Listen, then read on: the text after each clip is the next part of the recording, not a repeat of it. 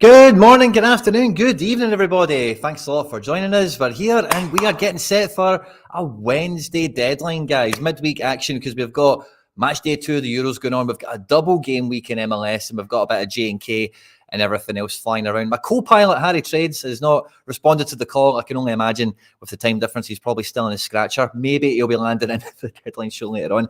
But otherwise, I think we'll be going solo today. So let us know in the comment section if you guys are joining us live. Any success, because there's been tons of success for you guys that I've been seeing on the timeline over the last couple of days with Sorare rivals, getting stuck into all the private leagues, the ambassador leagues, and open up boxes. We had the unveiling of Essence in the Card Factory yesterday, which was fantastic.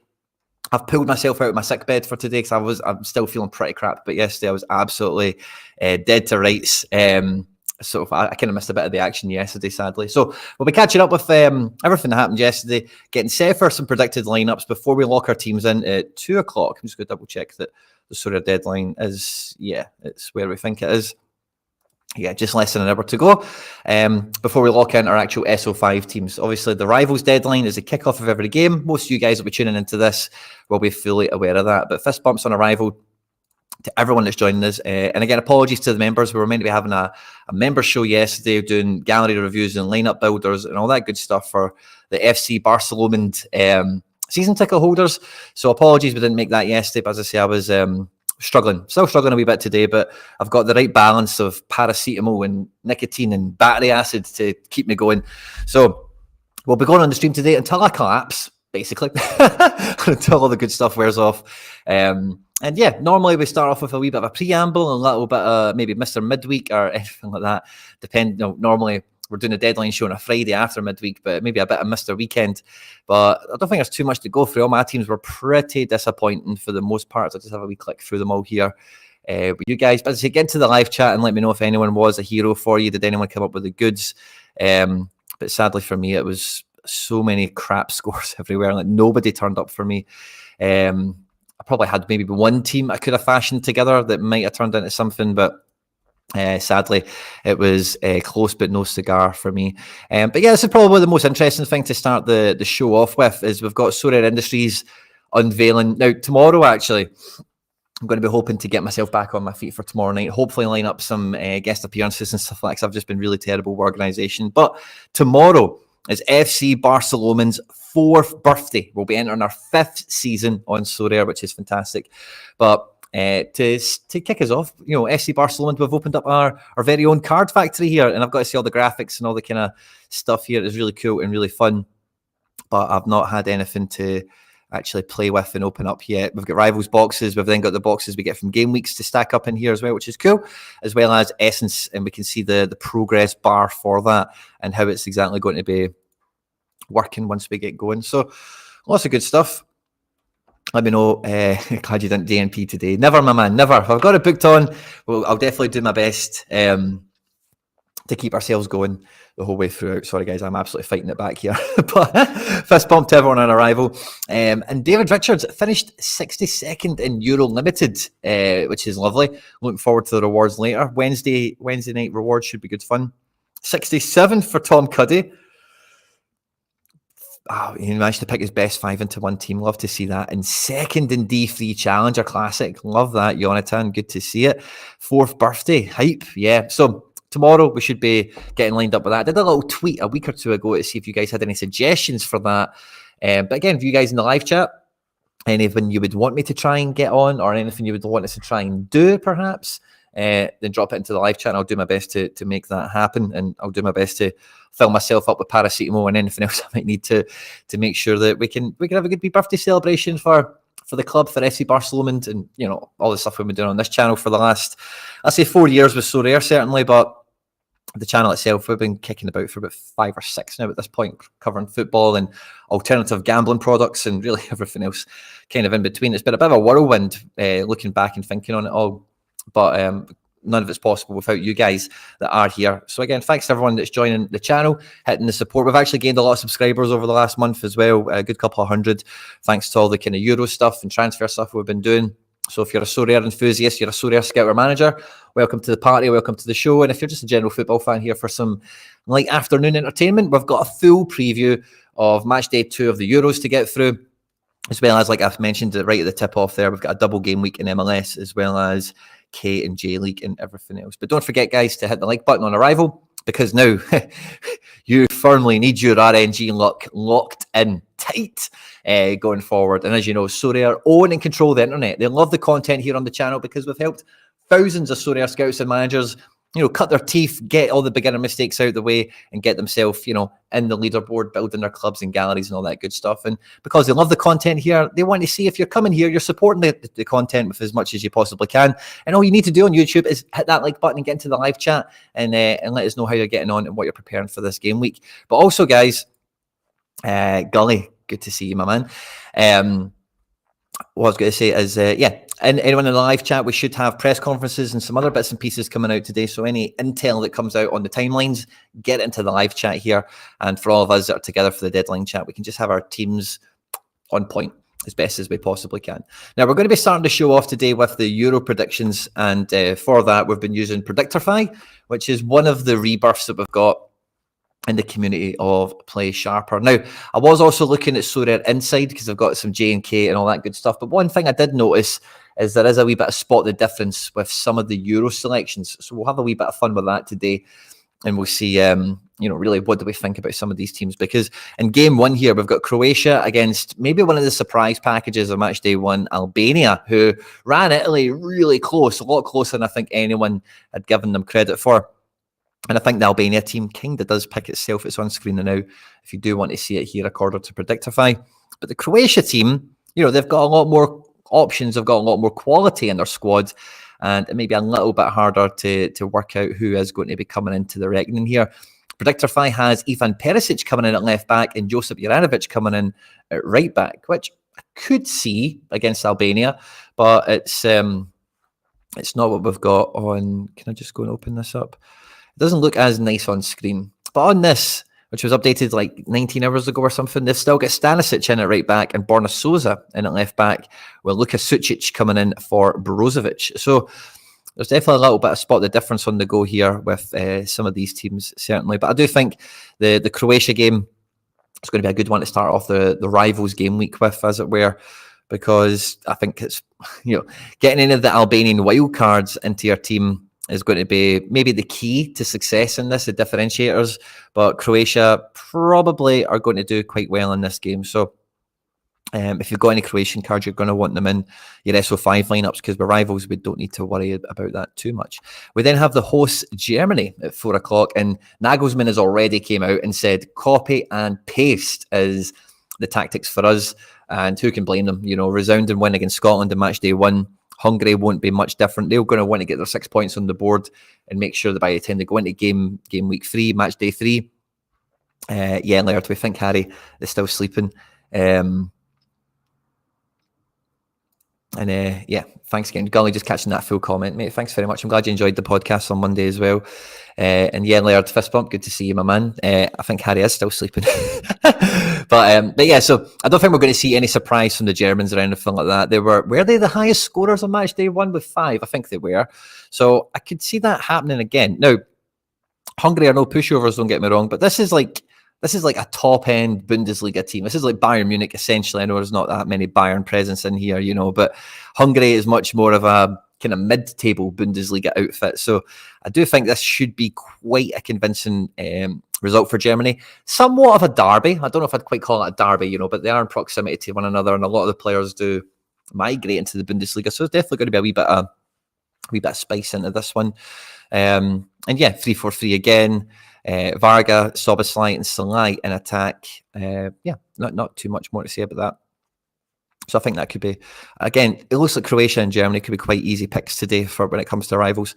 Scotland, on the other hand, is a bit different because I've got a video that went out on the channel yesterday, and we were looking at, how could Scotland line up? How should they line up?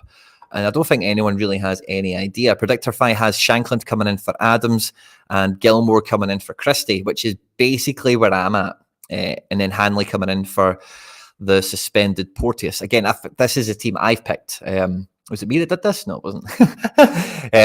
So I think this is the way we are going to line up. And I do think that this is a game that'll be quite low scoring, so it's just, can we get the breaks? Can we get it?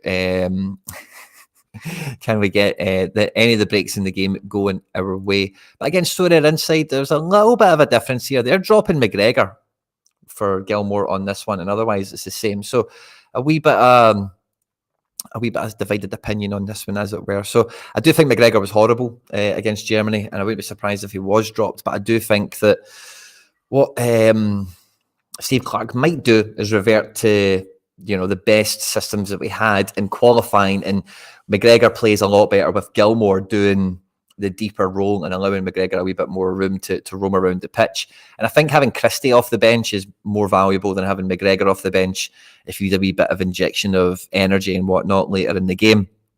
So this is the starting lineup I would endorse more than anything, to be honest with you. But the Swiss, again, I don't think we're going to get many surprises for them. I am surprised to see the boy Dua is maybe on to play again. I'm doing here as well, is 30% behind, because Mbolo coming off the bench in the last game and being the hero, it doesn't look like he's on to play again. Even when I look at Sorare inside here, they've got Ndoye and Vargas supporting Dua once again. And honestly, I do think that one of the biggest regrets I had of Matchday 1 was not sliding in Michel Abercher into the lineup, because I'd picked Kerkez as a low-scoring Hungary player, thinking it was going to be a tight game. And if Hungary get anything, there was a good chance Kerkez could have been involved. But when I seen the lineup, you know, it's like, oh, Bologna have been so good. And I've picked a lot of Bologna players that play for their national teams, and they've all done really well. But I didn't pick Abercher, and he got double decisive in that game, and he was one of the clutch picks from Matchday 1. So I do think the Swiss are not to be written off. Very formidable defence here. Ricky Rodriguez, Manuel Akanji, Fabian Schär, very formidable back three in front of Jan the Wall Sommer. So Scotland are very much going to have their work cut out for them. I'm not as worried about the Swiss attack compared to the German attack, but this game does feel low scoring, you know, and it is going to be tight margins. It's going to be, I would be going with Shankland, Liam King, just because like it is going to be a game of low opportunities. And I think if we get an opportunity earlier in the game, you want the guy in the last 18 yards that can be that fox in the box, that can pull the trigger, can take the chance, can be the poacher. And Adams was an absolute empty jersey against Germany. So I would be taking Shankland personally. But I see there's a lot of love and praise for Conway.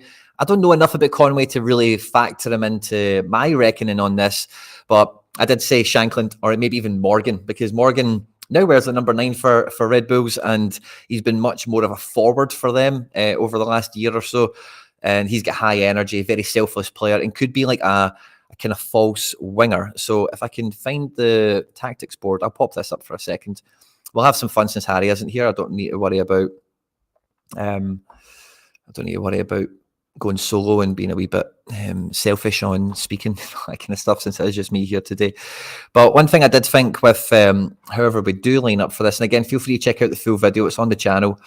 What window am I after this one here? Because we do start Shankland, you just want him to be up in on that final third here. You really want to give Tierney the opportunity to support Robbo, which is why I think that we probably keep Rouse and try and crunch this back 4 across and all the rest of it. But even if it wasn't Shankland, if we think about how we're going to be counter-attacking, slide Tierney back in here, etc. So let's imagine we're under the cosh. These guys are, forgetting Bolo, I just kind of put him there because he was a bit of a hero from the last game. Let's just... so let's just imagine they've been maybe attacking and stuff like that. Rather than a Shankland, what you maybe get from a Morgan or a Conway. I don't know enough about Conway to really factor him into this. But what you could get from one of these guys is being like the winger. So if the ball's on this side of the pitch here, you can have Morgan out wide and in space, and then it's send the ball into the channel, let him go and do his thing, and then can we get one or two guys up in support? And equally, you'll have the freedom, if the ball's on this side of the pitch, to hang off into one of those spaces on this area here. Again, we can play long and play into a channel, and he can be that kind of false winger to, and again, this could be Conway. I don't know enough about him to really factor him in for runners from midfield to be getting on the back post and flick-ins and stuff like that. So it depends on how the manager wants to go, but I don't think there's going to be a departure from the 5-4-1 box midfield kind of shape here. But I don't think we want Ralston bombing on. I think we want to keep Ralston nice and tight and try and force Robbo a bit higher and see if we can get Tierney a little bit higher up the pitch as a result. So that's kind of where I'm at. when it comes to Scotland and what I think we should and probably will end up doing. But then that brings us on to the next game. We've got Slovenia hosting, I say hosting quite loosely, Serbia. And the Slovenians are probably going to line up very similar to how they did on match day 1. Again, they've not got much room for choice here. But the Slovenians, I'm actually forgetting a lot of the results from match day 1 as I'm talking to you now, because I say I was dying of death yesterday. So let me go and have a wee double peek back at results just so I can refresh my memory. So I think Slovenia they definitely got a better result than I gave them credit for. Serbia losing 1-0 to England. Yes, Slovenia drawing 1 each with the Danes. And yeah, I don't think they're going to be changing much. That will be a huge point for them, and they'll be fancying their chances against Serbia, who really kind of huffed and puffed with England without actually making any sort of breakthrough. But I do think that we're maybe going to see a wee bit more quality come through from the Serbs if they do start with Tadic in the attacking midfield to support Vlahovic and Mitrovic, rather than it being Milinkovic-Savic, who is a kind of attacking midfielder, was just a bit more of a wrecking ball, wasn't he? They beat Denmark. I've got a draw in front of me. Did they beat Denmark? I think it felt like a victory, didn't it? Because no one expected it. Mladenovic here, Kostic got injured in the last game, and Lukic did pretty well. So I don't think there's going to be many changes here. The back three will stay the same. Rakovic looks to be retaining his position as well. And yeah, I think this could be a good one for Serbia to get 3 points on the board. But again, quite similar to Scotland, Switzerland. I don't see there been many goals in this. I think it's going to be quite a tight affair. Not many chances are going to be in it. And then that brings us on to the big game in that group, which will be England against Denmark. England, it doesn't look like here there's going to be much of a change. Now, I'm hearing a lot of chat going around that maybe Trent is going to retain his place. Otherwise, it is the same team. And if I can go and look at the tactics board again, because I did a little England video the other day. I'm going to sneeze. Sorry, guys, 2 seconds.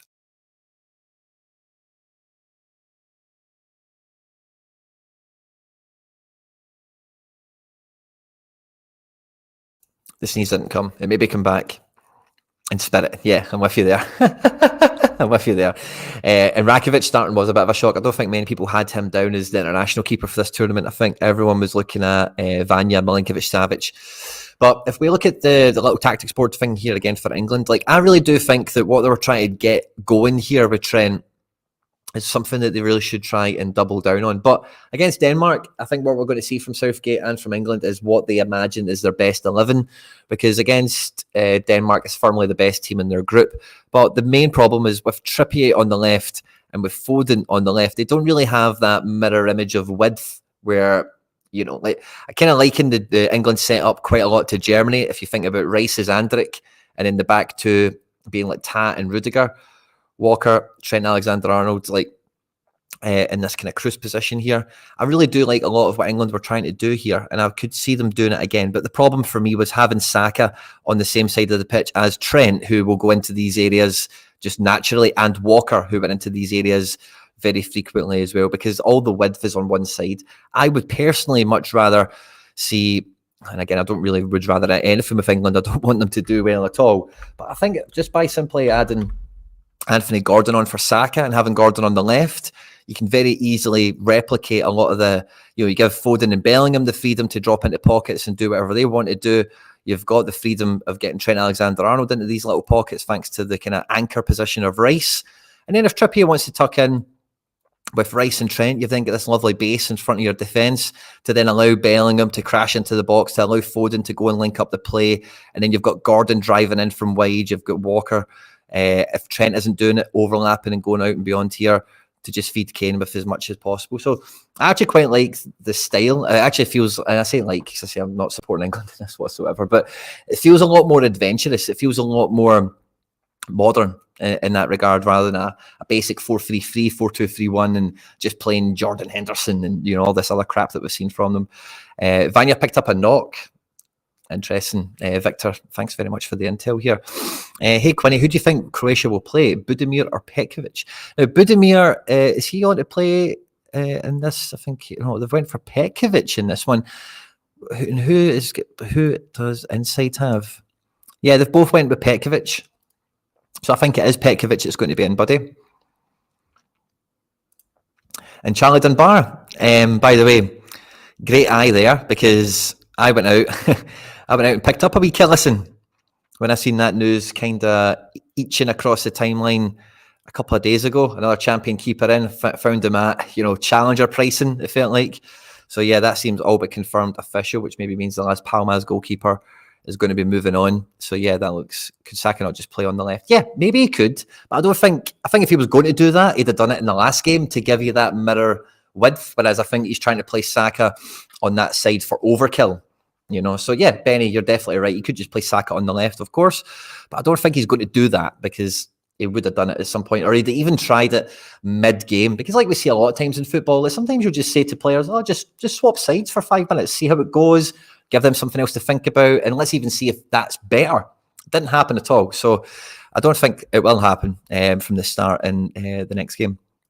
So yeah, England look to be virtually the exact same. Now, Conor Gallagher does offer, I like Conor Gallagher a lot. He's getting a lot of links a moment to Atletico Madrid, which could be a really good move for him.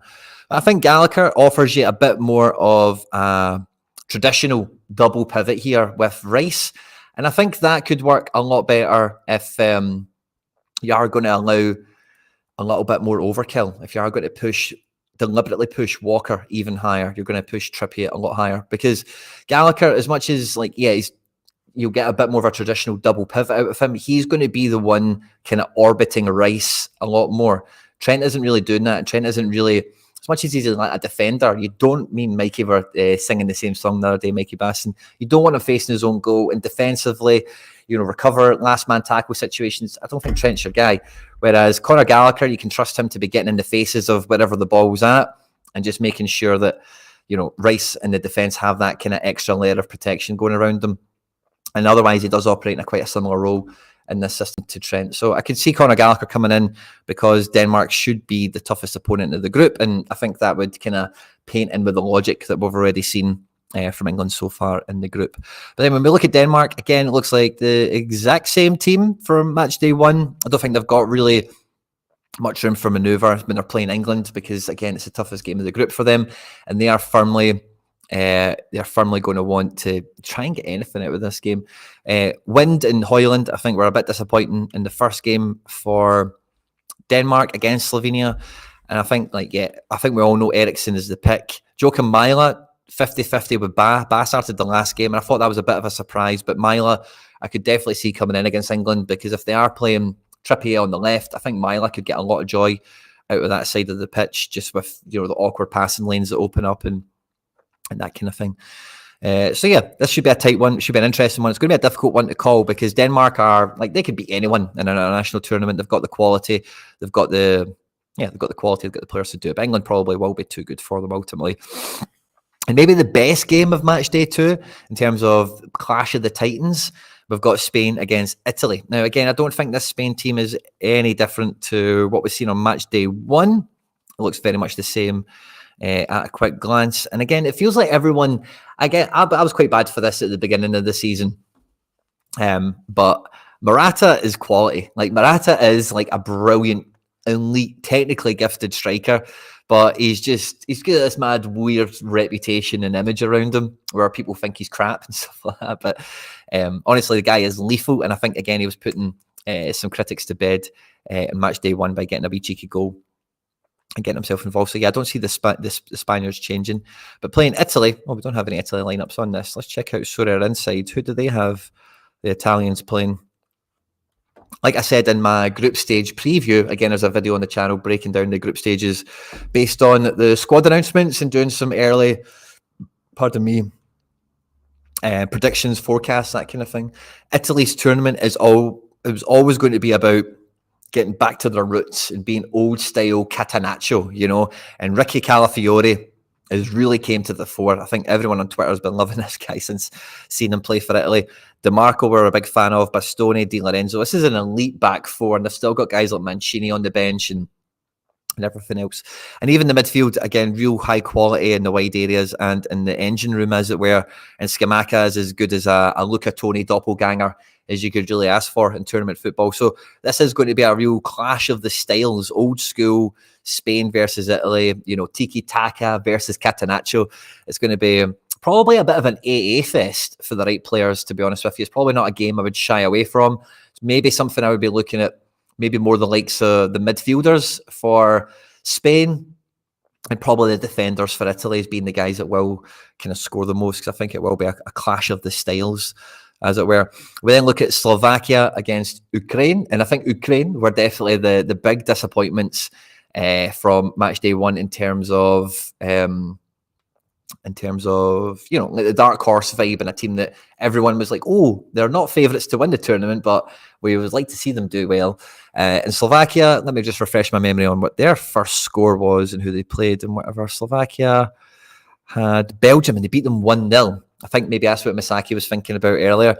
But yeah, beating Belgium 1-0 was a huge shock. And again, I know Dubravka came out with pass marks in this one, as did Lobotka. Harry Trades' man Duda, I think, did pretty well. And the defence, Hanko, Vavro, Skriniar, this is an elite defence. And it is really just, can they actually create the opportunities to go and score? And I think Ukraine, against Romania, it was the Joma red and yellow and blue derby. I do think that they really did wilt. It did feel like Ukraine, I don't know, they had this kind of, we're going to beat Romania, and Romania were just in their faces, went for it. So they're really on the back foot. It looks like there'll be a bit of a change to this. Malinovsky coming in at centre mid here. Yaremchuk coming in for Dovbyk. Yarmolenko coming in for Saganikov. Could be a really interesting switch up. Let's see what Sorare Insight has. The Ukraine lineup was updated here 16 hours ago. And they don't have as many changes on this as what Predictorfy has. So this is going to be an interesting one. I'm not an expert on this country. Yeah, okay, fair enough. So this is just a bit of a guess more than anything, whereas this has been done by Shakstar, who sounds Ukrainian. So I'm probably going to lean into this one being correct. We bring Yarmolenko and Yaremchuk in. A bit more experience in Guile, although Dovbyk and Saganikov are the form players operating at the elite end of the top of La Liga for Girona this year. Yaremchuk and Yarmolenko have definitely seen it, been there, done it kind of thing. So yeah, that would stand to reason that would happen. And Sudakov, I think we're waiting on having his Ardor Gunler kind of moment from match day one, maybe in match day two. Trubin 50-50 with Lunin. I wonder what the other one thinks it's going to be. Lunin 70-30. Oh, excuse me, sorry guys. So yeah, I think Ukraine is going to be a funny one, because Slovakia, again, I don't think many of these games strike me as being high scoring. I think this is going to be quite a tight affair, but Slovakia, if they get something against Ukraine in this one, it really does open that group up, because Belgium having lost already, Slovakia could be on for 6 points after 2 games, which would be absolutely incredible. We then have Poland against Austria, and I think by all accounts Poland were pretty naff. Let me just refresh my memory. Poland were playing Poland. I think I seen the Poland game, didn't I? Who did Poland play? I did see Poland. Who were they playing again? Poland were playing Netherlands. Yeah, the Dutch were quite disappointing, weren't they? But the Dutch got the victory in the end.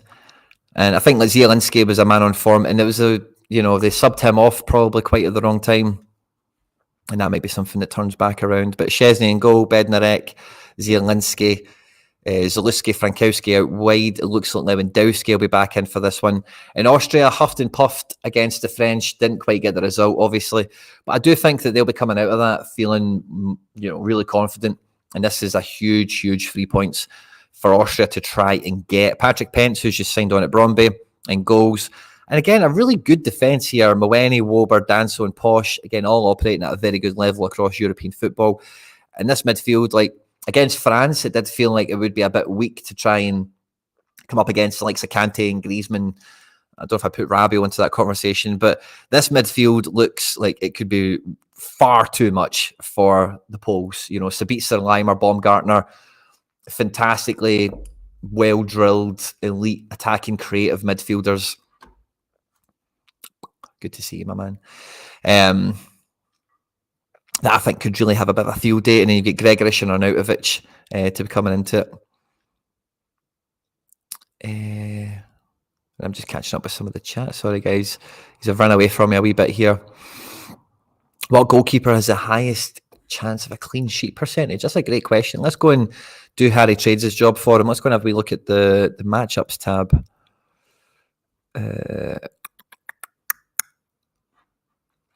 Is it this game week? How does it we do it? Oh, yeah. Pick scores, goalkeeper.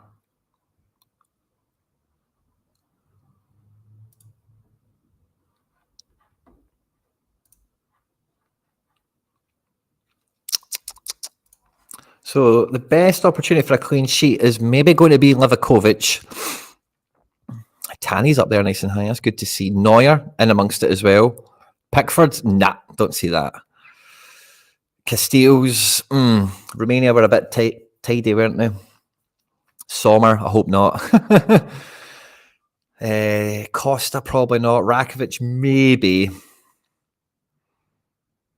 So yeah, I don't think there's any clear...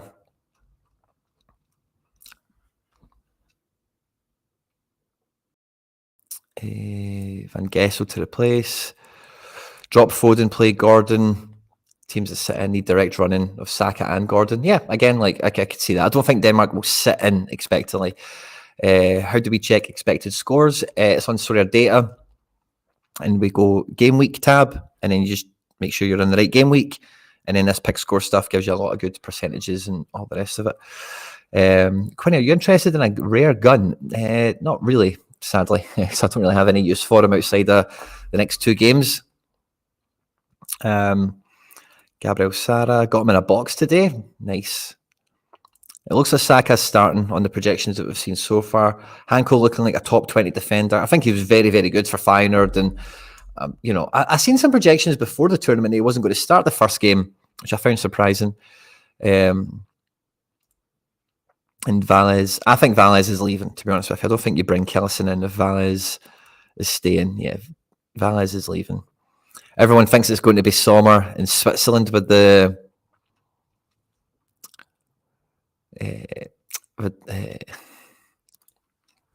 good clean sheet percentages.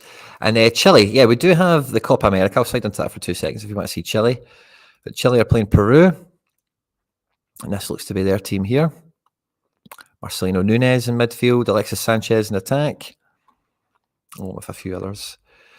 And yeah, I'm not really going to be talking Celtic today, guys. Sorry. I've got no idea who will be the next keeper. We've not been in for anyone that I think is going to materialise. I don't think there's any traction out there to really grab onto at the moment.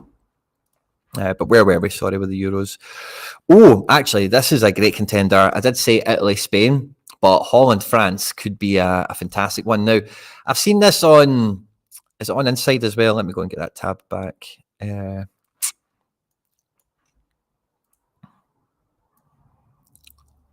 me see what they have for the Dutch, because I would be surprised. Yeah, Xavi Simons is projected to start on both of them. But see, to be honest with you, from what I've seen, Xavi Simons was terrible against Poland. He just didn't do anything in the game. And I could see this being Frimpong and Gertruida, to be honest with you. I really could. I like Tijani Reinders. I thought he did great. Depay looked amazing despite missing a sitter or two. Gakpo's Mr. Holland now, really, isn't he? I really do like how the midfield is kind of built out. But I think Frimpong gets the start. I think I don't think we've seen Bravo in goals there for Chile, did we? Sorry, let me just double check that again. Yeah, Bravo over Arias. So I personally think it's going to be Frimpong and Gertruida, because that seems to be the pair that he likes. I could see Dumfries keeping his place because Dumfries is really, really good. It's not necessarily that it'll be Frimpong and Gertruida. I could see it being Frimpong and Dumfries personally, but they might step on each other's toes. Gertruida is maybe a wee bit more centre-backy and can kind of tuck in. But I think otherwise the rest of the Dutch team kind of picks itself. And for France, again, there's not much room for manoeuvre here. Maybe Saliba's going to come into this one. Did Saliba start the first game? I'm not sure he did they? I know the projections was having Kanate, but I'm actually just drawing a blank right now on France. Did Saliba start? He did, yeah. I think I had him in my rivals team. Oh, come on. I'm picking the wrong tab. Where's the tab I'm after? This one. There we go. So, yeah, I think the French team's probably going to be quite consistent with best 11s against the Holland. You're not going to be resting and rotating. and everything else. Yeah, they could drop Reinders and play Javi as a 10. I don't think so, but I think Reinders was one of the best players for Holland in the first game, and I'd be really surprised if he came out of it. Veerman, I could see him being dropped, to be honest with you. I don't think Veerman was impressive at all. I think shooting is getting more and more fans as time goes on. It's quite good in Italy without being amazing, and since being at PSV, he's been very serviceable. But I think Veerman was Veerman and Simons were quite disappointing for Holland, so I would be surprised to see them return. Yeah, Giroud. Thuram, obviously, there's no Mbappe with his nose break. He'll be getting his turtle mask sorted. Yeah, so I think that one kind of picks itself.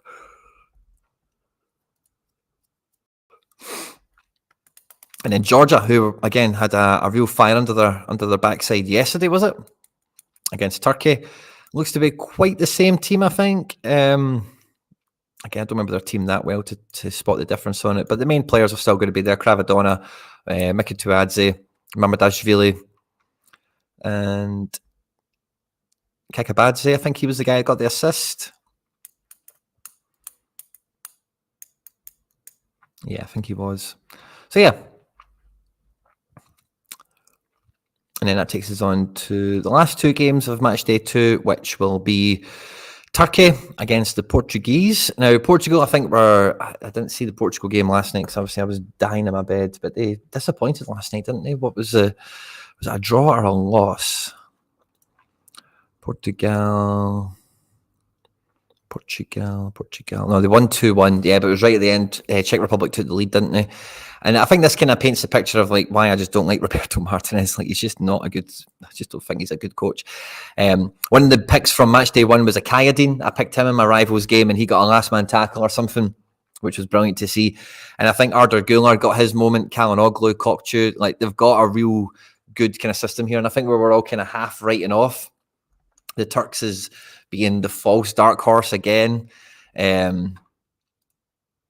Played really well, but doesn't score well in the Netherlands team. Fair enough. Mbappe is going to miss the rest of the groups. Yeah, Saliba did start. So we're using Predictorfy and Sorare Inside on this one. Sorare Inside's got the J and the MLS stuff, which we'll have a wee look at as well. So yeah, I think Turkey's actually quite a viable differential, especially when it comes to rivals. Because although Portugal really should be cooking with gas and kicking ass and taking names, if the Czech Republic can give them as tough a game as they did, I definitely don't think Turkey will be any easier for them. And yeah, really started in the lineup. It's hard to look past them. But it wasn't until they made the changes they got back into the game and ended up getting the victory. So quite a difficult one for the Portuguese coming into against Turkey. And then what is the final game of Matchday 2? We have Romania, who were covered in heroes in this one. Both the Mans, both the Marins. Or was there only one man? Two Marins. Dragusin, the goalkeeper. Big Dragusin attack. Florinel Coleman on the left. So yeah, I think they'll be up for it. Belgium really do need to come to the party on this one, having dropped points in the first game. So I could see them just really going for it. And Romania,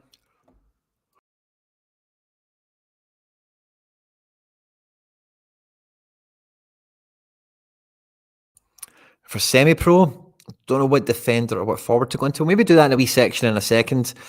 Starting 11 as a dice roll. Yeah, I think it could be, to be honest with you. Let's check what Predictorfy say for Belgium, because Tedesco might flip the switch up a little bit and go all out. Yeah, Predictorfy has us on for Doku, Trossard, Lukaku in attack, and inside. Oh no, it's the same. Onana, Tielemans. That's the exact same lineup for both.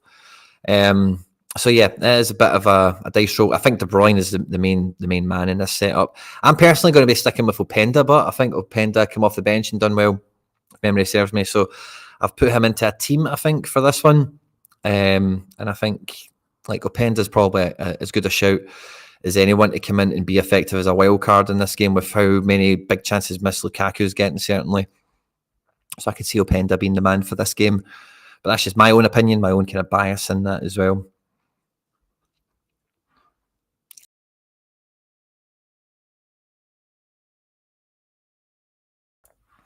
Yeah, I get what you're saying. It's a funny one. It's hard to know how they are going to shape up, because when you've got Tiate, Thies, there's a lot of these guys, the Bass, that are like up-and-coming centre-backs that have got great reputations across Europe, but aren't big, powerful, imposing defenders like Vertonghen, Alderweireld and company used to be for them, and like we see across other teams in world football that have, they're more technically good defenders, positionally quite well aware.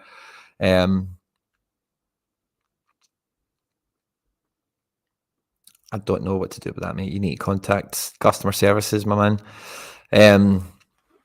But yeah, I quite like that. So in terms of a defender for semi-pro, who do I like is a good defender?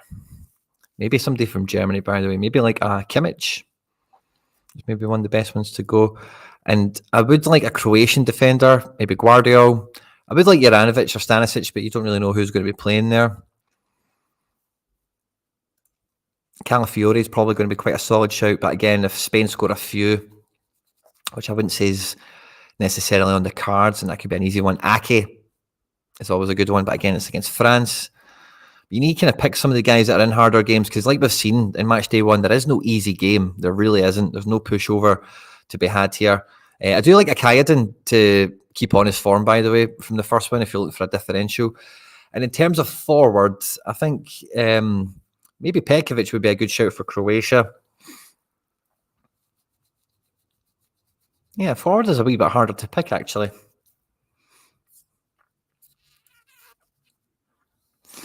Buxa really looked really good in the first game. Yeah, forward and defender is quite hard. We will know the Croatia lineup in 20 minutes. Oh, that's really good. Oh, yeah. Of course we will. How far away are we to the deadline, guys? We should just be, about an hour and 15. I was thinking Kane and the German left back. Of course, Kane. Why didn't I think? But yeah, Kane didn't get a goal in the first game, so it stands to reason he's going to be right in amongst it for this one. And the German left back, Mittelstad, could have a great game against Hungary. Every chance of that happening. I like that. But Mittelstad, I'm not too sure where they scored against Scotland, and that should be kind of an easier game for them.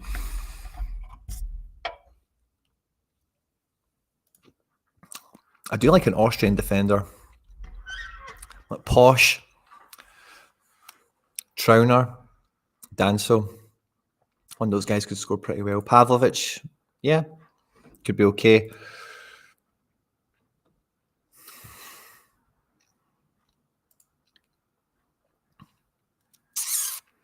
Is Zivkovic listed as a defender? I know he's probably not, but if he is, he would be a good one. Got some Copa America lineups here. We'll just put them on screen in case any of you guys have Copa guys going out. Argentina look to be set up with Nico Gonzalez starting alongside Lautaro Martinez and Messi in attack. Midfield kind of picks itself. Paredes, DePaul, McAllister. And in the back four, it's pretty much as strong as they can make it. And then for Canada, not a bad team, by the way. Only a few players in here you might think are maybe below the standard, but Argentina should probably rinse them. This is the Peru team on screen. Quite a hero-built defence here. You know, Callens, Zambrano, Araujo, Advincula, and Gallese. Quite like that. Not much in the attacking threat, but are guile. So it maybe let them down. And here's the Chile team. Marcelino Nunes, we've already looked at this. Alexis Sanchez. Ecuador. Again, really nice defence. The goalkeeper, fair enough, right? But Hinchape, Pacho, Felix Torres, Preciado. That's a really good defence here. Caicedo and Sarmiento in the engine room. Weekend Pies. Mexico playing Jamaica. The Jamaica team doesn't have Tavon Gray in it, which does surprise me. Casey Palmer, Damari Gray, Shamar Nicholson, Mikel Antonio, Ethan Pinnock. Not a bad little team here, by the way. And then Mexico, one of the better teams in the tournament, probably. But yeah, it's not really as recognisable as it normally is. America against Bolivia. Should be a good one for the Americans. Yeah, really strong team here. No, not really any surprises here. Maybe Gio Reyna starting over Adams, but that tends to happen if they think they're going to go out and attack the game. Front three kind of picks itself. No Tillman featured. Bolivia, we don't have the team for here. We've got Uruguay against Panama. Panama's team is on screen for us here, I think. Yep, this is Panama. And yeah, nobody really that great. And Uruguay, we don't have the teams for here. I wonder if this inside has Copa. It does. So let's see. What team were we missing a second ago? Let's look at Jamaica. No, they don't have Jamaica. What was the team we were missing? Oh yeah, Bolivia. They don't have that either. And what was the team we were looking for there? Uruguay. Yeah, we don't have Uruguay there either. So you're in the dark with that one. Colombia, Paraguay. This is the Paraguay team. Paraguay. Enciso, Miguel Almiron, Barrerio, Junior Alonso, Coronel, Balbuena. Decent lineup there. Colombia, we don't have a lineup for. Does Inside have Colombia? No, they don't. And then we get to the last game of this one. We've got Brazil, Costa Rica. I'm not sure if this is included in the same game weeks. I know there was a wee bit of, can I believe that Brazil and Argentina aren't in the same game week? That might have just been the last week problem. But Ugalde in attack. Nobody else here really jumps off the page. And then for Brazil, Vini, Rodrigo, Rafinha, the front three, midfield of João Gomes, Paqueta, Bruno, and then a back four of Wendell, Beraldo, Marquinhos, and Danilo. Danilo's been captain in the side with Becker in goals. So, can't play Copa because he split the game week. Yeah, I think that's what I was just kind of was thinking there. That's the next game week. This website is Predictorfy. And we've also got Sorare inside. Vitinha. Yeah, Vitinha was one that I was a wee bit gutted. I never picked in the last game week. I went with Leao and Ronaldo. I went double attack. I should have probably went double mid. I think that was the error. What was this, the team?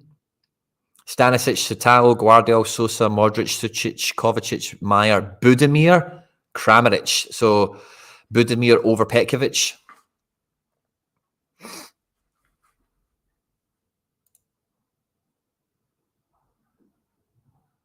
Neuer in goals could be a good one. Yeah, I would stay away from Trent because he's just, I would just stay away from Trent because he's just dodgy. So the Croatia lineup, it's how different to this? Budimir in. Otherwise, I think it's nailed on, isn't it? Brozovic out for Sucic because Kovacic is still in the team. Sosa and Stanisic. Yes, this is a wee bit off. Balkan Scout got this one wrong. But before the deadline, so we can catch it. No Juranovic, just Stanisic. So that's cool. Let's have a look at Yield RotoWire because we've got the MLS games coming up later today. And we've got a double game week. So we've got wherever the guys play at the weekend as well. So here's the teams on screen here for you. We've got Toronto versus Nashville, Montreal against the Red Bulls, Miami at home to Columbus. So, yeah, it's nothing really grabbing me. Aidan Morris is still here despite maybe on the verge of completing a move to Middlesbrough. Red Bulls have lost a lot of guys to international duty, of course. So that could be quite an open game. Mukhtar, Zimmerman, Willis.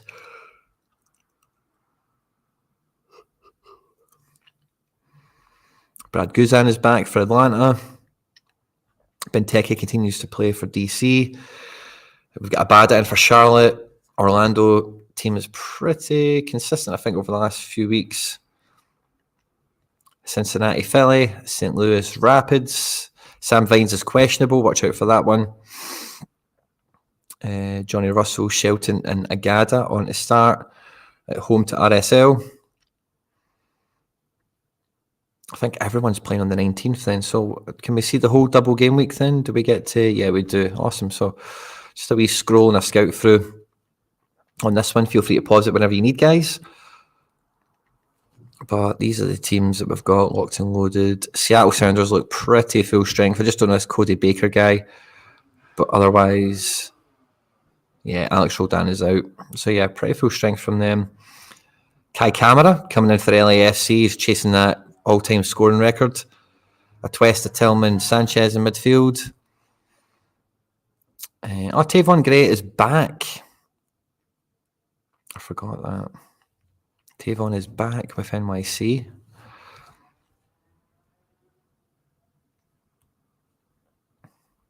wonder how they were able to call him back. And then, yeah, we don't have these ones done yet because it's a double game week. So I think there's a good bit of protection. He's got a farewell match. Awesome. Okay, so he is moving.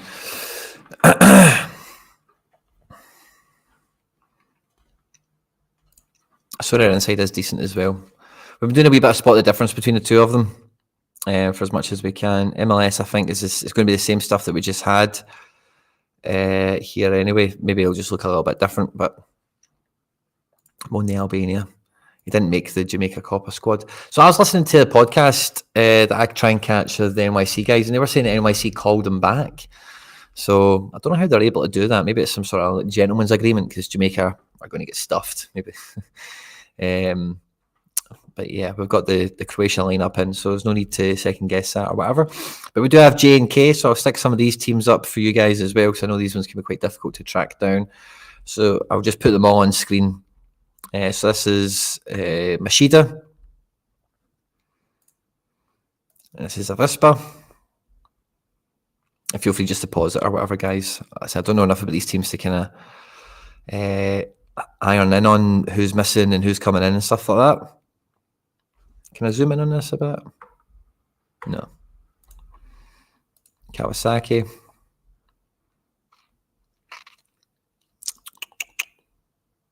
Bafatimi Gomez in attack. Love to see that. Tokyo Verde. And they're playing Nagoya Grampus. Langerak in goal. Gamba Osaka. This looks like a big game on paper. Gamba at home. Pretty strong team here for the most part. And they are hosting Vissel Kobe, who with Mutu and Osaka, Yamaguchi, still got a really, really strong team front to back here, don't they? Even though they've been quite hot and cold. Jubilee Owata, this is their team. And they're playing Cerezo Osaka. This is their team.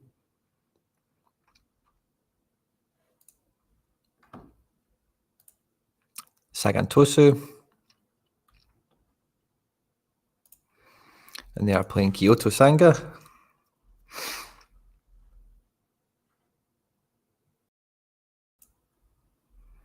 Kashiwa Reysol. And they are playing Sanfrecce Hiroshima.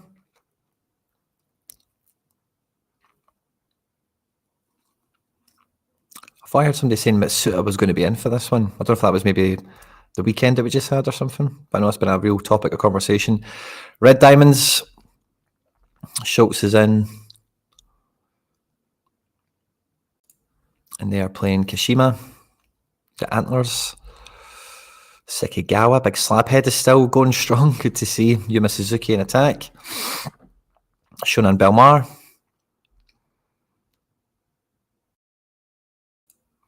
And they are playing Tokyo.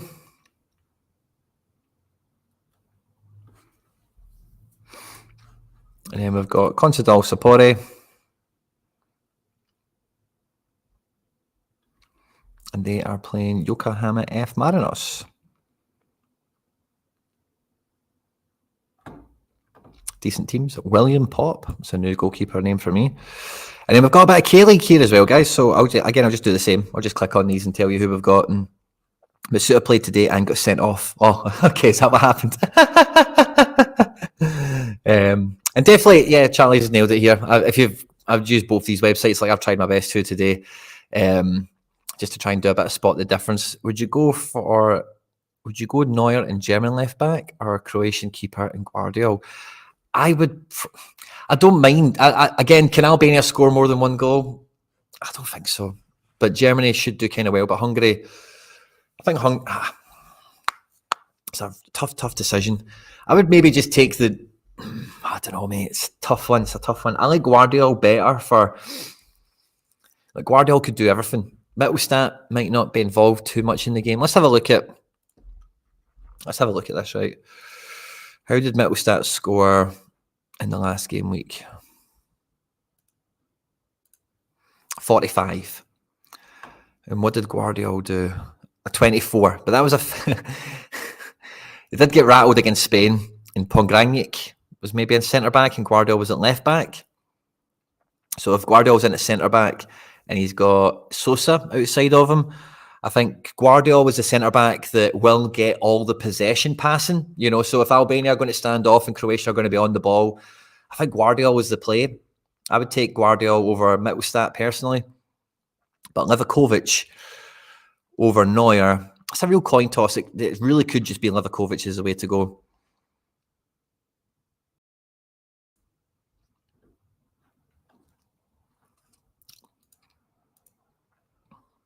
But yeah, we'll do the K-League stuff as well. So we've got Daegu at home at Jumbuk. This is the Daegu team. Cecilia's back. Way. And they're playing Jumbuk. Got Boateng in midfield and Sungmin Kyu in attack. Then we've got Gangwon. Stanley Tucci in defence. Playing Gimchin. And then we've got Daejeon Citizen. And they are playing Gwangju. Rebecca up front. I think that's short for Rebecca. FC Seoul, it looks like. Oh, I seen something from FC Seoul Sorare on Twitter, thinking Ki Sung Young is going to be back in. Let's maybe double check that Twitter post. Suwon, let me see if I can find it.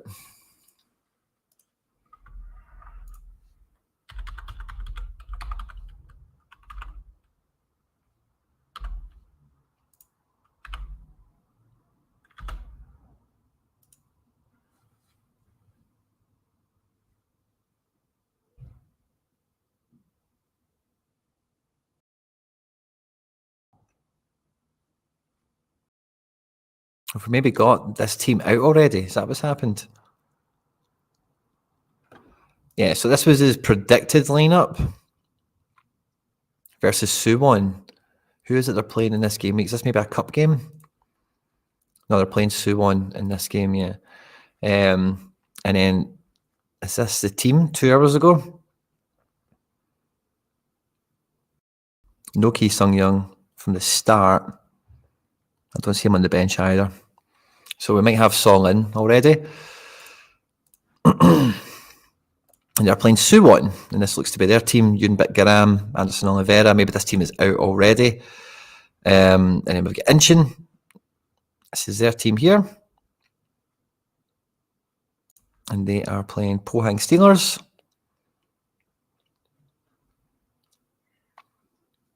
And then we have Jeju United. And they are playing Ulsan. With Arturo Isaka coming back to life, which we love to see. Awesome. I think that's as much of the... Well, we've got a wee bit of Brazil. I don't think so. That's the team for the cup game we're playing right now. Okay, so is that not Suwon then? Who is it they're playing in this game? Okay, so this is what is being said. Lots of rotation in the cup game today. Yeah, I thought there was maybe some sort of cup thing on the go there in referencing that. So fair enough, that's not the actual team for today then. Fair enough. Croatia and Albania teams out. Oh, maybe we'll do a wee bit of early rival in action then, because let's guys, don't forget to hit the like button on arrival ideally, or once you get locked in here. Yeah, deadline is fast approaching, so there is letting us know. Okay, cool. Let's have a peek. It's not updated here yet. Okay, so let's go to Twitter. Albania team.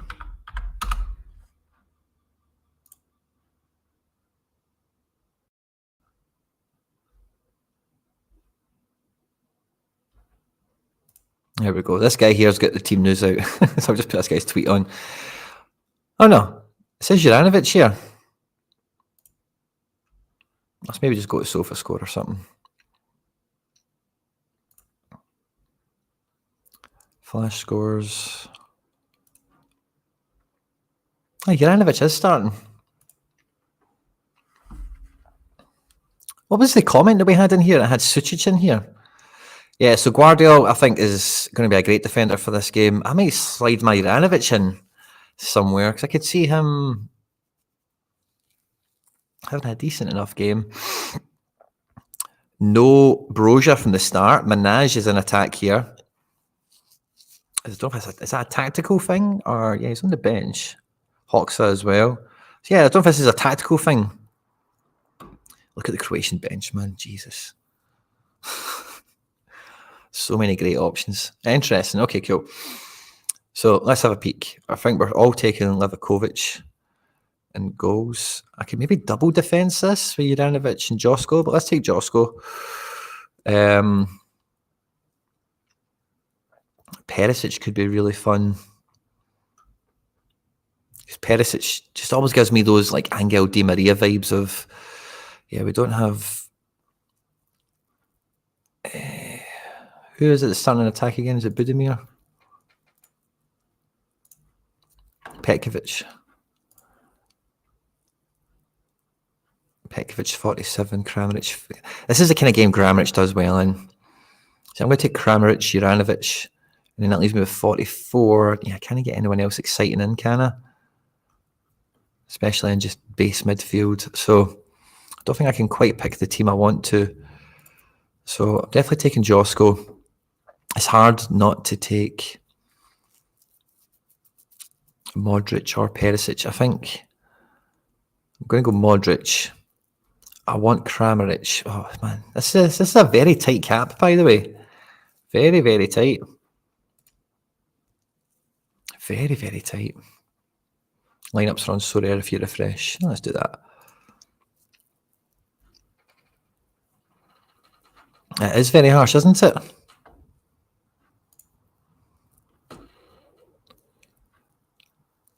So I think you need to kind of take Croatia to save 11 points here, but super harsh. Let's try Livakovic, Juranovic, Perisic, Kramaric, and that leaves us with 49.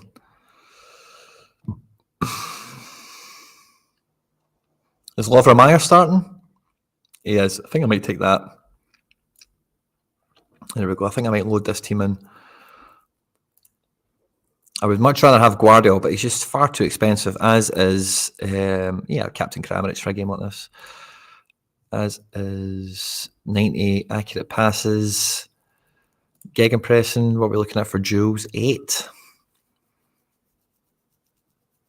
I can see Perisic and Juranovic doing a lot better than those projected scores, but Joga Benito, I'm probably just going to go Gegenpressing.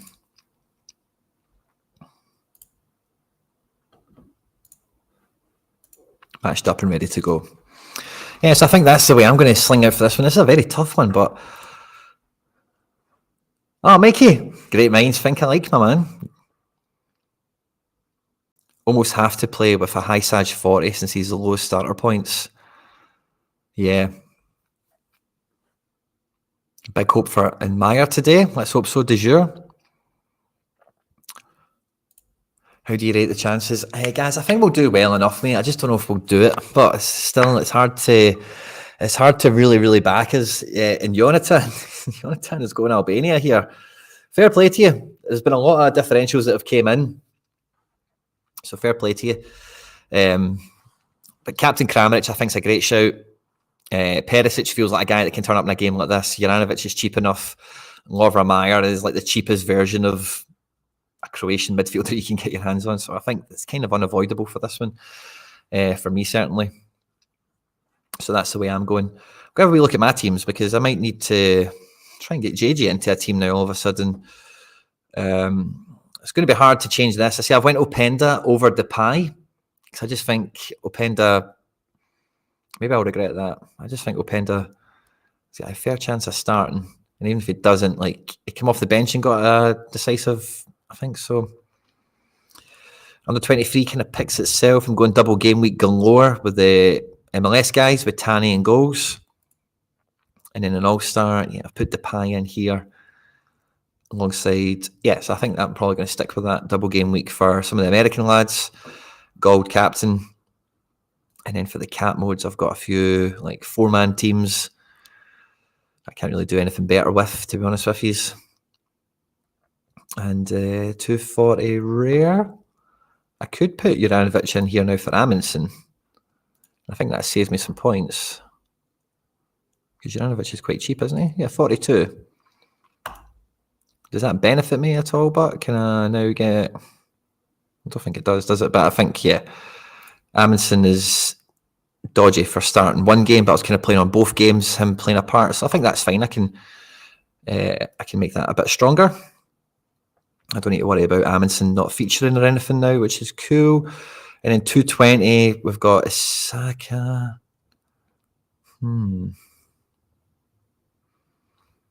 I kind of would like to play Isaka in a better team. So I don't think Ideguchi's going to start, or Oyarzabal, and I'm taking a punt on...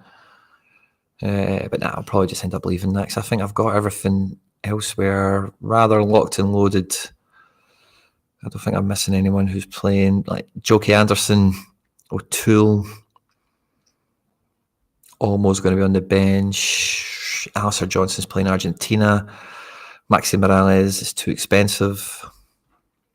So yeah, I think I'm just about there, guys, with what I'll be sticking with. I don't think there's much room for manoeuvre, because I think the pie in this team's a wee bit better. And I can go with Openda against Romania, even just for that. Let's say, do we have Belgium here somewhere? Just for convenience. As I said, the pie was good against Poland, he just never got the decisive. Did I put Openda somewhere? Is there an easy way for me to find Belgium? If not, I'll just go type it in. But again, guys, thanks to everyone that is joining us live. There's a bunch of you here. Please do smash the like button. Thanks for all the support on the content on the channel. While we go through the summer and the off season, it's been good fun sticking with everything for the most part. What about 220? Was it in that maybe? Let me just put Belgium in, or Openda. Let me just put Openda in.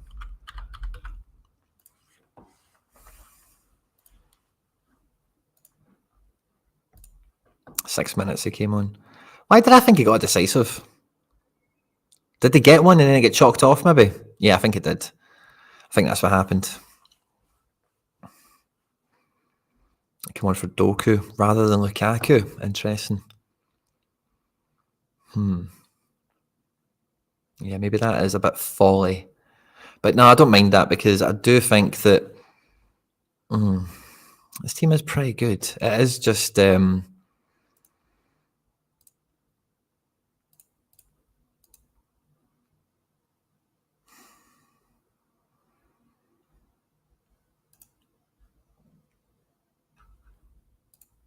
I just don't think Depay's going to have a good time against France. But he could bang a free kick in, score a penalty. It's a tough one. You'll be lucky to get 60 minutes out of Perisic. I think Perisic is good for a goal in this one. But yeah, this is the one I'm really threatening on, is Openda and Depay. So let's see, do I have a different option to cover for Depay in here? Maybe make it a bit easier for me.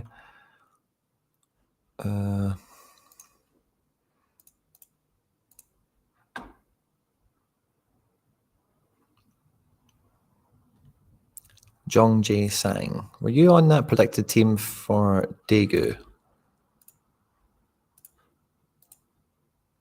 Jong Jae Sang is in the predicted, and he's playing with Cecilia. L15 of 43.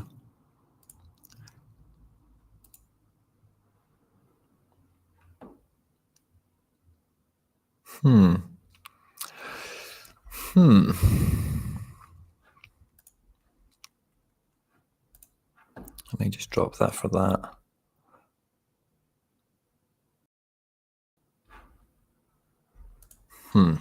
Got a bit of a conundrum here now.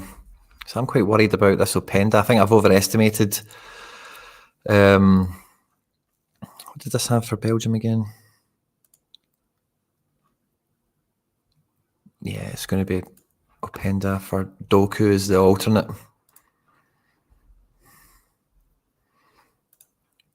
Whereas it's going to be all Depay. So yeah, I think I put Depay in. I think I need to do that. Using our lineup, get Depay in here. Let's do it. And then this makes me want to put JFR into this team.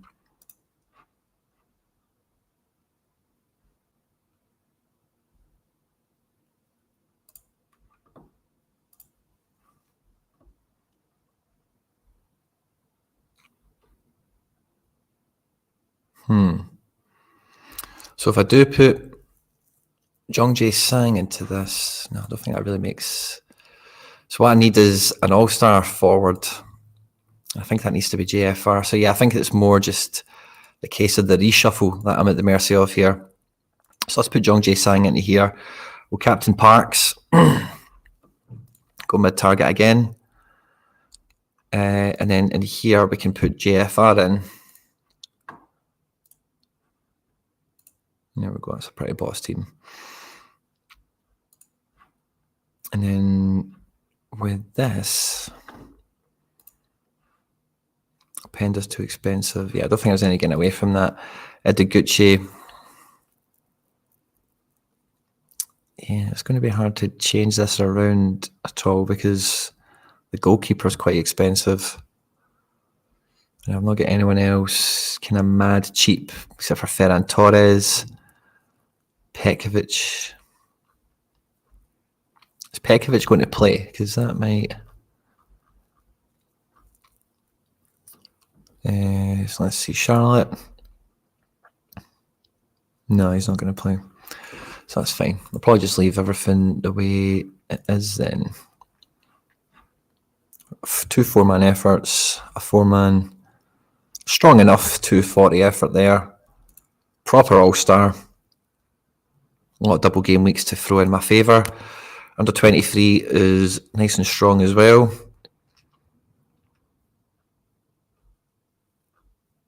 And then, yeah, the Euro Championships.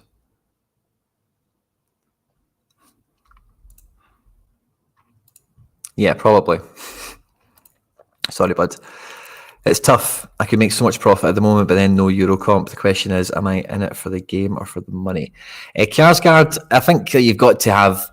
I'm always about trying to have my cake and eat it on this one, you know. So if there's guys that are like mad to sell, maybe do it. But you don't need to sell everyone to make profit. You know, you could just look at the guys that you feel have went too high. You know, like I can't not try and sell when the guys got to this price.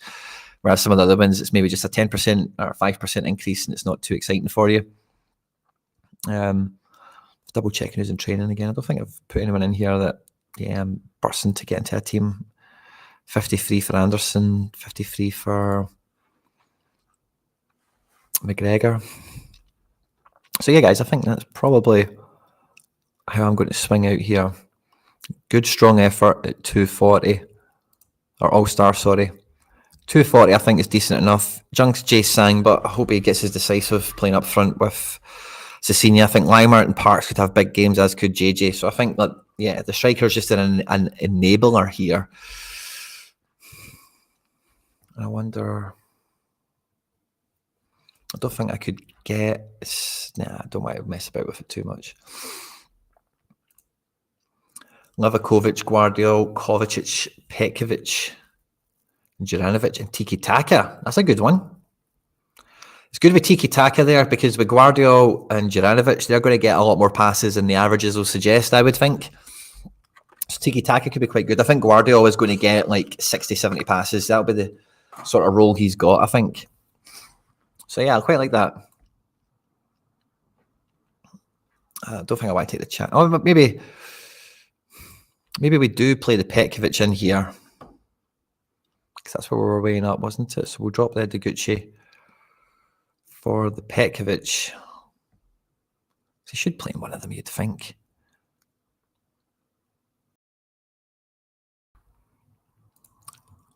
I would just probably go with Upamecano, mate, to be honest with you. So yeah, let's put Pekovic in for that double game week coverage. And then that allows us a few more points in attack. Do we maybe now have the ability to ditch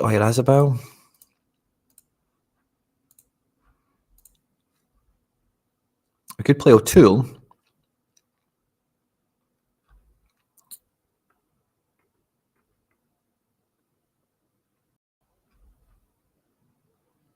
Two games away from home. And the forward card scores okay without amazing. Yeah, let's just stick him in. Why not? Allows us in our 3 points. Is there anything other than Petkovic again? I'm just trying to... Yeah, 38 doesn't give us much room here.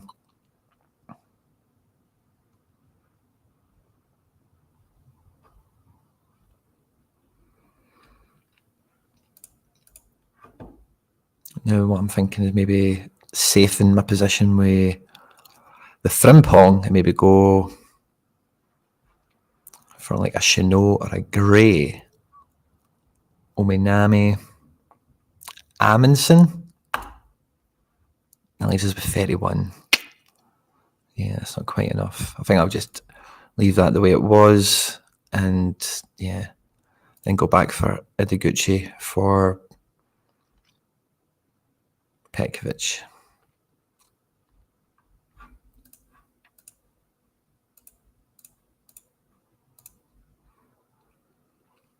Maybe if I take Ferran and just go double, just fuck it. Maybe I just do this. Back Spain's super subs to change the tide in the game. Is that maybe the way we go for it?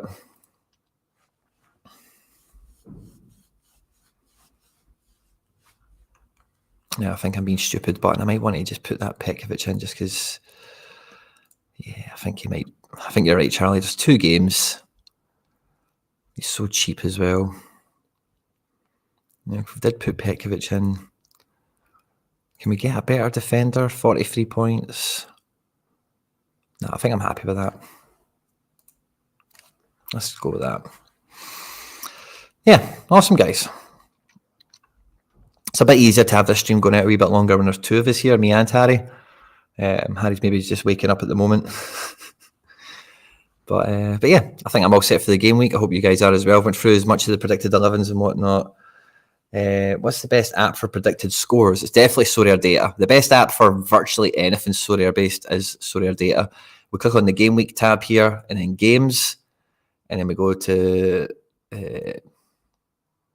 what's the thing we want here? Players? No, that's the wrong game week.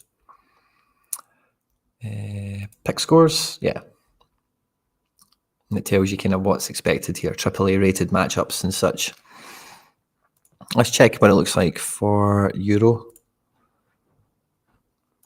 So the best looking striker, wow, could be Lamine Yamal. I like Kramaric a lot if he's starting against this Albania team. Kramaric is boss against lower ranked opposition, with all due respect, of course, to Albania. Wirtz isn't a forward card for all of us, sadly. Ronaldo against Turkey feels like a game Ronaldo scores in. Zivkovic is down as a forward. That's interesting. And then the rest of these guys are all quite 50-50-ish. I really do like Kramaric up the top here, but that could be quite good. Let's have a look at goals again. Sommer, Simon Pickford. In defence, Mittelstadt, Robbo. I don't really buy into Rowson, but up here, I think everyone else up here looks pretty good for it. In midfield, really get your who's who in this tournament, don't you? I don't think Veerman is Veerman, but Vitinha's maybe more Veerman. Zivkovic. Sorare position forward. What are his cards? But mids. How many seasons has he got? Just the one? Yeah.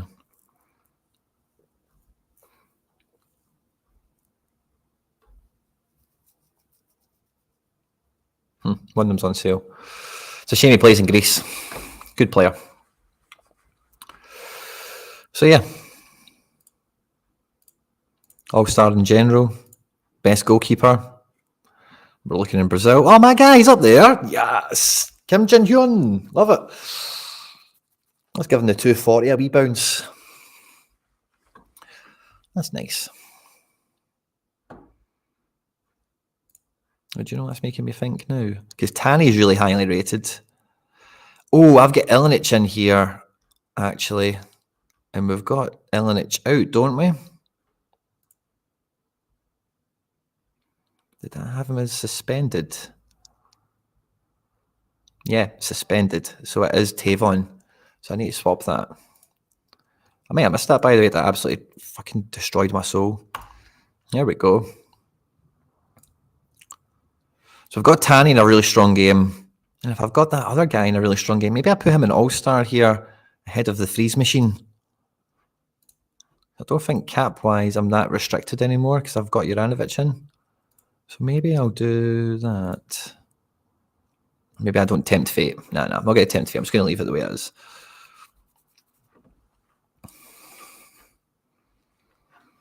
Or do I? I'm tempted now. I don't think yeah, I've got enough points to swap them if I wanted. Who are Freeze's 2 games again? Galaxy and Nashville away. Oh, fuck it, let's do it. Let's take the better goalkeeper.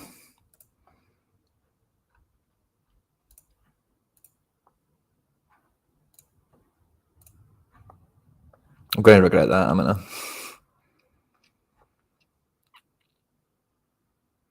I'm going to regret it. I'm going to just undo it because I know I'll regret it and be kicking myself later.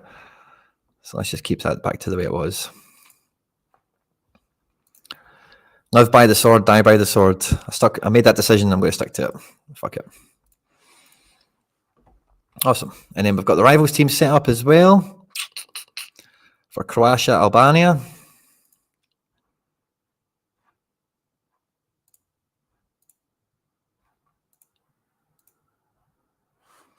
I would really like to get... I wonder if they've changed the cap. No, they've not.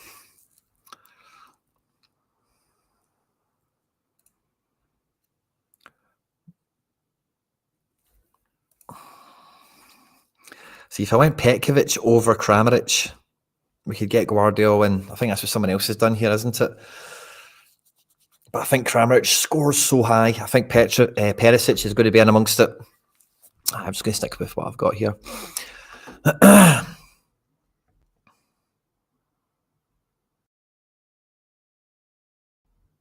Yeah, the cap AI is brutal on this one. But it's going to make it tougher, which is not terrible, I suppose, because I do think that, like, looking back at some of these other games,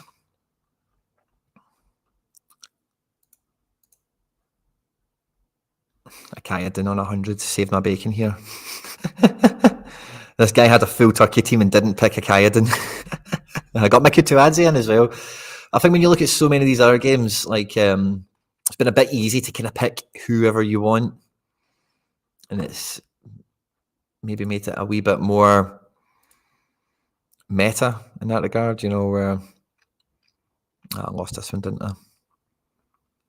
Down to card bonuses. But I won this one somehow. I think we both sucked.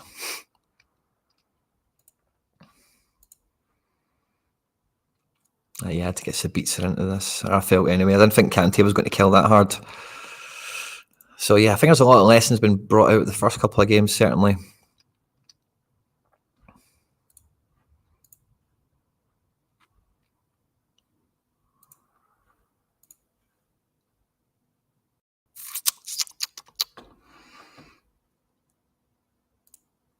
Oh, maybe, yeah, Albania kind of pull it down. Yeah, that's a good point, Rob.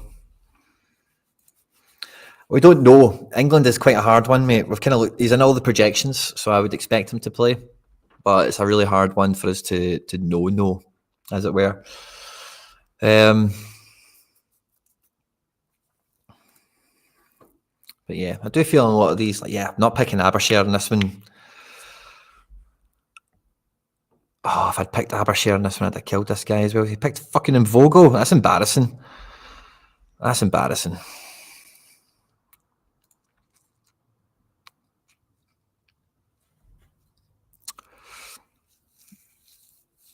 And this guy did well picking no Rodri or Modric. That was the deciding factor there, not going for the big hitters. And this guy got Bastoni and Barella in. And I'd fucked it up. with the other picks. Fridays, if we hadn't remembered already. Boo.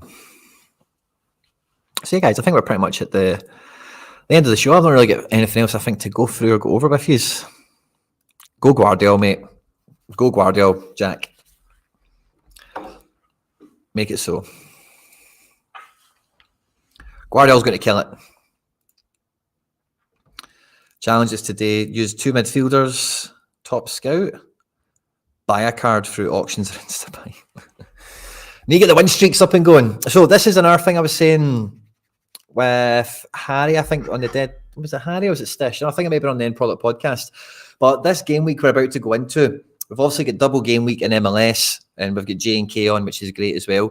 But this is going to be the only match day of the Euros where every game day has 3 matches, because once we get into the final match day, it's 2 games per day as we lock all the groups up. Everyone plays at the same time, etc., etc.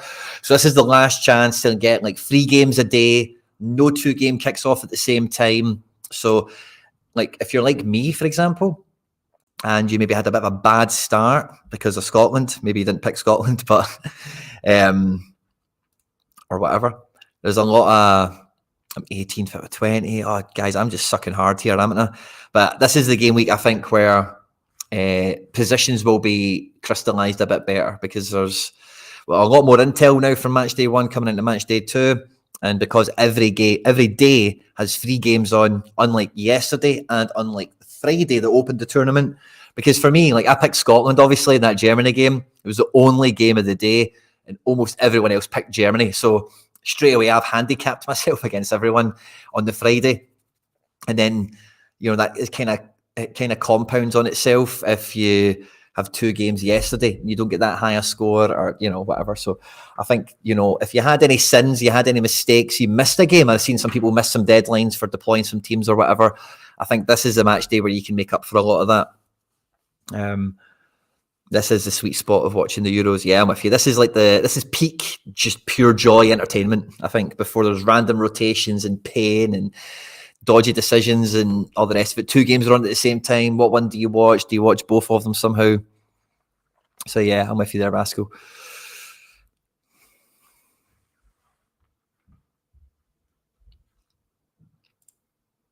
I'm not too sure what my best score is in Rivals. I just went through them all there. I don't think I've scored anything amazing.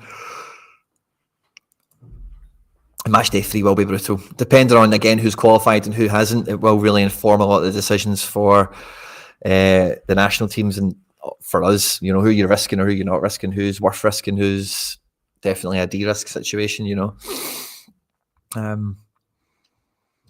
But yeah, guys, tomorrow is FC Barcelona's birthday. 4 years old. 5th season we're moving into with playing Sorare, and we've now got a factory. We've got a fuck ton of cards. We've got a lot of trophies. We've been on podiums, and it's all been down to you guys in the community, keeping the channel going, supporting us, getting season tickets, just hitting the like button, hitting the subscribe button, whatever it is you all get up to. So the plan is, as long as I was absolutely screwed in my bed yesterday, I've got through this just about well enough, which is fine. So hopefully tomorrow night we'll be back. We'll have a wee bit of a party atmosphere. Maybe we'll watch a game together as well. What games are on tomorrow? Maybe that's something for us to have a quick double peek at here. What games are on tomorrow? Oh, I think I scheduled it in between games so that you didn't need to choose hanging out with me or watching a game sort of thing. So I think we'll maybe keep it that way, but maybe we'll watch a game together. That's something to think about. Or maybe alter the kickoff time of the show.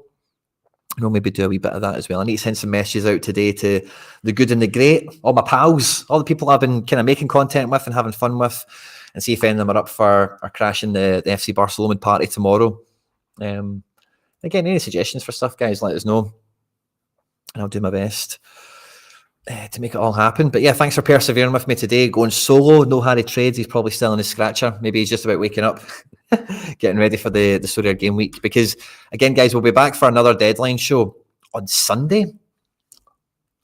On Sunday, I think is the next deadline for Sorare. So if we just have a quick wee double peek. So there'll be no deadline show on Friday, but I'm quite sure it's going to be. Yeah, it doesn't go that far ahead, but I'm sure it's Sunday. is the next one.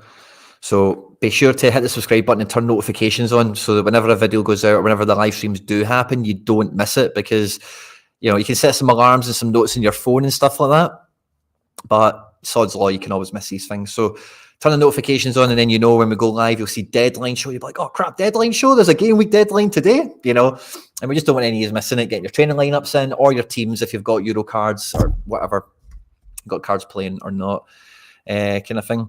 But yeah, good luck to everyone this game week. I hope you have a smashing one. I hope to see you all riding high on private leagues, winning boxes, getting essence, and all that other good stuff as well. Don't forget to like and subscribe. And yeah, thanks again to everyone. And I will catch you tomorrow for sure. Take care. Bye-bye.